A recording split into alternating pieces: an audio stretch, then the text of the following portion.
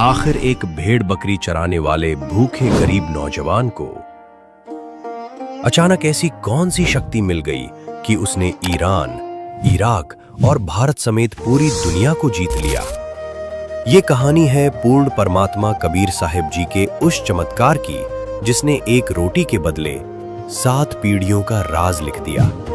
Video को अंत तक जरूर देखिएगा क्योंकि आज आपका भगवान पर विश्वास बढ़ जाएगा। तैमूर लंग अपनी जवानी के दिनों में एक बेहद ही निर्धन और गरीब लड़का था। वो दिन भर किसी अमीर सेठ की भेड़ बकरियां चराता था और सुबह शाम एक लोहार के यहाँ लोहे पर घन मारने का भारी काम करता था। उसके परिवार में सिर्फ उसकी एक बूढ़ी माँ थी। गरीबी इस हद तक थी कि दोनों माँ बेटे को कई कई दिन भूखा सोना पड़ता था। घर में अन्न का एक दाना नहीं होता था। तैमूर की मां अक्सर भगवान के आगे रोते हुए प्रार्थना करती थी कि हे मालिक, हम गरीबों पर थोड़ी तो दया कर। लेकिन तैमूर चुपचाप अपनी मेहनत करता रहता था। एक दिन दोपहर के समय वो जंगल में पेड़ की छांव में बैठकर अपना भोजन कर रहा था। तब उसे परमात्मा के रूप में कबीर साहिब जी राह चलते दिखाई दिए। तैमूर लंग ने उन्हें एक साधारण साधु जानकर भोजन पाने का आग्रह किया। महात्मा रूप में कबीर साहिब जी ने कहा कि बच्चा, भूख तो लगी है, भोजन हम अवश्य करेंगे।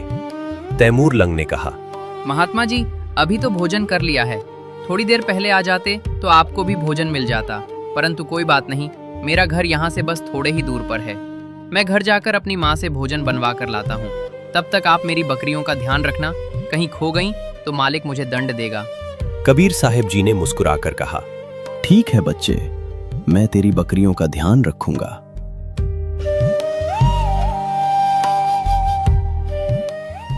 तैमूर लंग घर गया और अपनी माँ से भोजन बनवाकर वापस लाया। कबीर साहिब जी को भोजन परोसा गया। जब कबीर साहिब जी भोजन कर रहे थे तो तैमूर लंग की मां ने प्रार्थना की कि महाराज जी, हम बहुत निर्धन हैं, कभी तो खाने को अन्न भी नहीं रहता है। ऐसा उसने अपनी गरीबी का रोना बार बार रोया। जब कबीर परमेश्वर जी भोजन कर कर उठे तो पास में बकरियों को बांधने की लोहे की सांकल पड़ी थी। उसे ही उठाकर उन्होंने तैमूर लंग की पीठ पर जोर जोर से 7 बार मारी। फिर उसे लात और मुक्के भी मारे। मारते हुए उन्होंने कहा कि जा, मैंने तेरे बेटे को 7 पीढ़ी का राज दे दिया और जो बाद में लात मुक्के मारे हैं, इससे तेरा साम्राज्य फिर छोटे छोटे टुकड़ों में बढ़ जाएगा। तैमूर लंग की मां ये सब देखकर सोचने लगी कि इस महात्मा के पास खुद खाने के लिए रोटी तक नहीं है, तो ये 7 पीढ़ी का राज कहां से देगा। इतना वो सोच ही रही थी कि कबीर परमेश्वर अचानक वहां से अंतर्ध्यान हो गए। तब तैमूर लंग और उसकी मां ने सोचा कि जरूर ये कोई सिद्ध महात्मा थे और हमने इनके बारे में गलत सोचकर बहुत बड़ी भूल कर दी। कुछ दिन बाद कबीर परमेश्वर जी तैमूर लंग के सपने में आए और कहा कि जिस अहरण पर तू हथौड़ा मारता है, वो जगह तू अपने सेठ लोहार से मांग ले। तैमूर लंग ने कहा, वो मुझे कैसे देगा, मेरे पास उसको देने के लिए पैसे नहीं हैं। परमेश्वर कबीर साहिब जी ने कहा, तू केवल उससे बात तो कर, बाकी का काम मेरा है। सुबह उठकर तैमूर लंग ने अपनी मां को बताया कि सपने में वही महात्मा जी आए थे। मां ने भी कहा कि दर्शन तो उन्हें भी हुए थे, पर क्या बात हुई वो याद नहीं। तैमूर लंग ने जाकर लोहार से वो अहरण वाली जमीन मांगी। लोहार को पैसों की सख्त जरूरत थी, इसलिए उसने 6 महीने में पैसे लौटाने की शर्त पर वो जमीन तैमूर को दे दी। परमेश्वर कबीर साहिब जी ने तैमूर को बताया कि इस जमीन के चारों तरफ दीवार बना ले और इसके नीचे जो धन गड़ा हुआ है वो धीरे धीरे निकाल ले। जब उन्होंने खोदा तो वहां सोने के सिक्कों का खजाना निकला।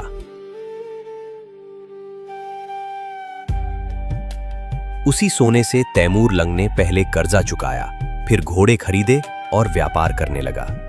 गांव के लोग हैरान थे कि ये रातों रात इतना अमीर कैसे हो गया, पर यह सब कबीर परमेश्वर की कृपा थी। एक दिन तैमूर लंग जंगल से जा रहा था। तभी उसने देखा कि राजा के 3 से 4 सैनिक एक गांव की लड़की को जबरदस्ती उठाकर ले जा रहे थे। लड़की ने मदद के लिए आवाज लगाई, रे भाई तैमूर लंग, मुझे बचा ले। तैमूर लंग बिना कुछ सोचे अकेला ही उन सैनिकों से भिड़ गया, लेकिन सैनिकों की संख्या ज्यादा थी। उन्होंने तैमूर को अधमरा करके पटक दिया और लड़की को ले गए। जब तैमूर को होश आया तो उसने ठान लिया कि अब इस राजा को सबक सिखाना ही पड़ेगा। उसने गांव के युवाओं को इकट्ठा किया, उन्हें लड़ना और हथियार बनाना सिखाया और बदले में उस खजाने से उन्हें पैसे देने लगा। देखते ही देखते लाखों युवा उसके साथ जुड़ गए और उसने एक बहुत विशाल फौज बना ली। सही समय देखकर उसने राजा पर हमला बोल दिया। लाखों की सेना देखकर राजा के सेनापति ने आत्मसमर्पण करने की सलाह दी और राजा ने हार मान ली। जब तैमूर लंग उसे मारने गया तो उसे कबीर परमेश्वर की बात याद आ गई कि जीव हिंसा नहीं करना है। उसने राजा को केवल अपना राज्य छोड़कर जाने को कहा और उसकी जान बख्श दी। इसी तरह आगे बढ़ते हुए उसने ईरान, इराक, मध्य एशिया और पश्चिम एशिया जीत लिया। उसने भारत को भी जीता और दिल्ली को अपनी राजधानी बनाई। अपना ये विशाल साम्राज्य वो अपने तीसरे पोते बाबर को देकर चला गया। इतिहास गवाह है कि तैमूर लंग से लेकर औरंगजेब तक उसकी 7 पीढ़ियों बाबर, हुमायूं, अकबर, जहांगीर, शाहजहां, औरंगजेब ने दिल्ली पर राज किया। और बिल्कुल भगवान के लात मुक्के वाले संकेत के अनुसार औरंगजेब के बाद वो साम्राज्य छोटे छोटे टुकड़ों में बट गया और खत्म हो गया। इसीलिए कबीर परमात्मा ने अपनी वाणी में कहा है, रोटी तैमूर लंग को दीनी, ताते 7 बादशाही लीन्ही। पुण्यात्माओं, परमेश्वर कबीर देव जी ने एक रोटी खाकर तैमूर लंग को 7 पीढ़ी का राज दे दिया और दूसरी तरफ श्री कृष्ण जी ने एक मुट्ठी चावल खाकर सुदामा जी का केवल एक मकान बनाया था।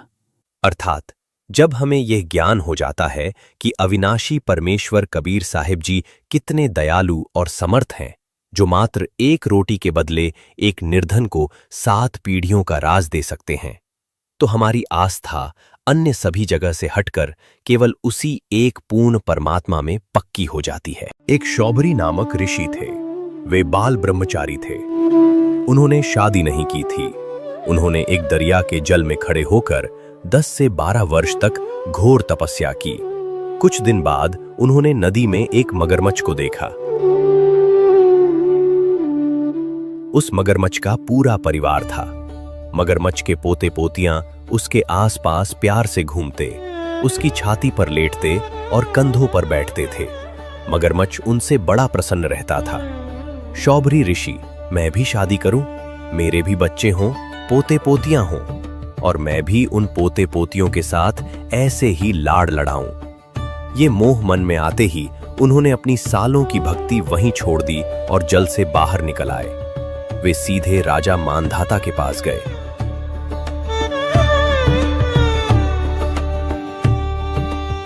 लगातार तपस्या करने की वजह से ऋषि का शरीर बहुत बूढ़ा और हड्डियों का ढांचा बन चुका था।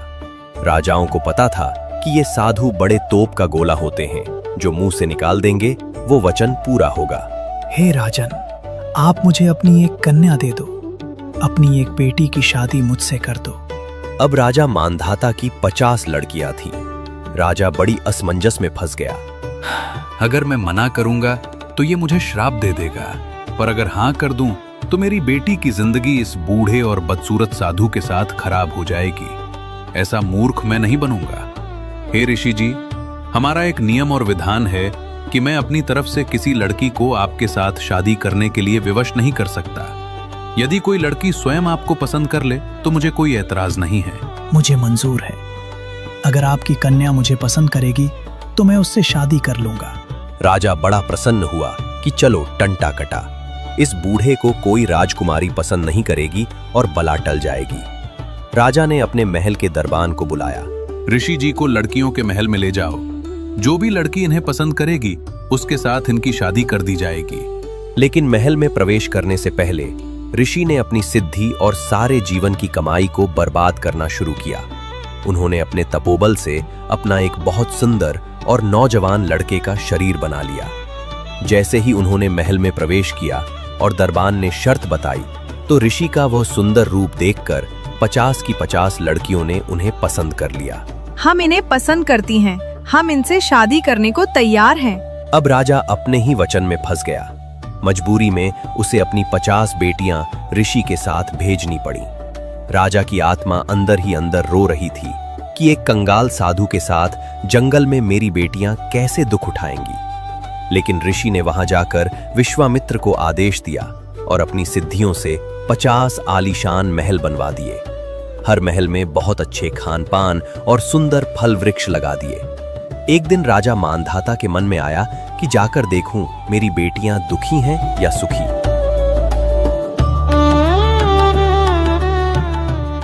जब राजा वहां पहुंचा तो पूरी 50 मकानों की कॉलोनी देखकर दंग रह गया। अपनी पहली बेटी के महल में जाकर, बेटी, तुम कुशल तो हो? पिताजी, वैसे तो हम बहुत कुशल हैं, यहाँ कोई कमी नहीं है, बस माता पिता की याद आती है। पर मुझे केवल एक ही कष्ट है कि मेरे पति सिर्फ मेरे पास ही रहते हैं, मेरी दूसरी बहनों के पास कभी नहीं जाते। हैरान होकर अपनी दूसरी बेटी के महल में जाकर,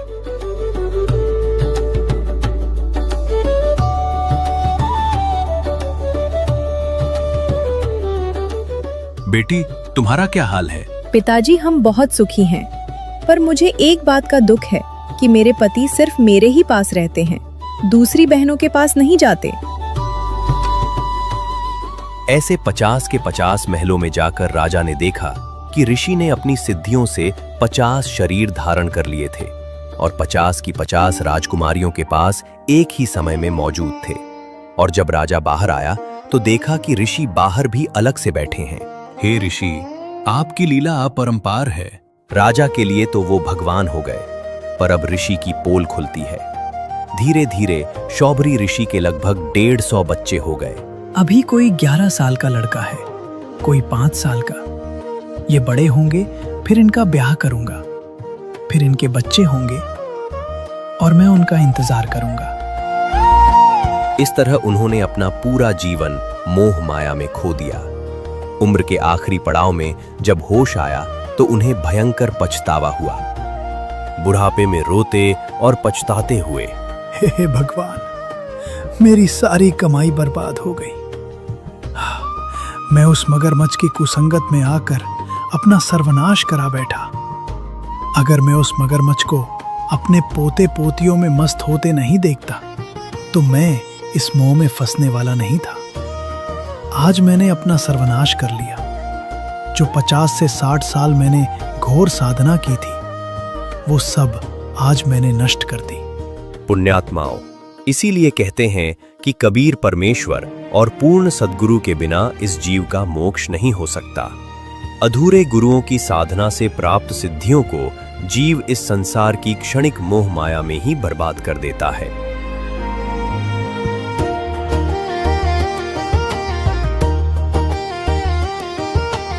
एक ऋषि थे जिन्हें अपनी दिव्य दृष्टि से अपने आने वाले जन्म के बारे में पता चल गया था।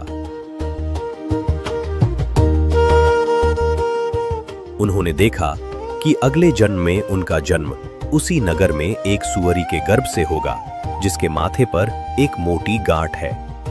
उन्होंने ये भी देखा कि उनके नए जन्म में उनके सिर पर एक बड़ा सा काला निशान होगा।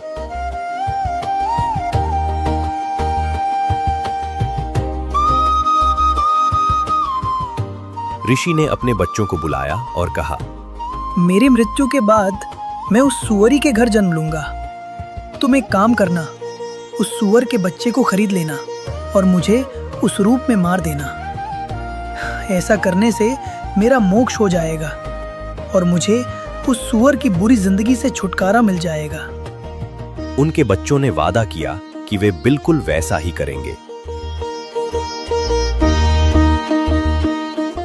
कुछ दिन बाद ऋषि की मृत्यु हो गई और वक्त आने पर उस सुअरी ने बच्चों को जन्म दिया। उनमें से एक बच्चे के सिर पर ठीक वैसा ही काला निशान था।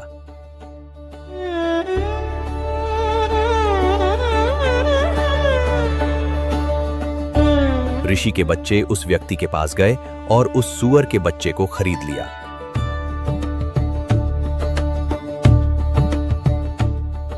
जैसे ही वे अपने पिता को दिए वचन के अनुसार उस बच्चे को मारने लगे, तभी काल ने उस सूअर के बच्चे में चेतना, होश डाल दी। वह सूअर का बच्चा अपने ही बच्चों से बोलने लगा, मुझे मत मारो, मुझे मारने से तुम्हें क्या मिलेगा? क्यों पाप के भागी बनते हो? जब बच्चों ने याद दिलाया कि उन्होंने खुद ही मारने को कहा था। मेरा दिल यहाँ अपने भाई बहनों में लग गया है और मैं यहाँ बहुत खुशी और मजे से रह रहा हूँ। मुझे कोई तकलीफ नहीं है, मुझे मत मारो। ये सुनकर बच्चों ने उसे छोड़ दिया। ये कहानी बताती है कि दुनिया की मोह माया, काल का जाल बहुत शक्तिशाली है। एक महान और ज्ञानी ऋषि भी जब सूअर के शरीर में गया तो वह अपना सारा ज्ञान भूल गया। वह उसी जीवन का आदी हो गया और उसने मोक्ष पाने की अपनी ही इच्छा को ठुकरा दिया।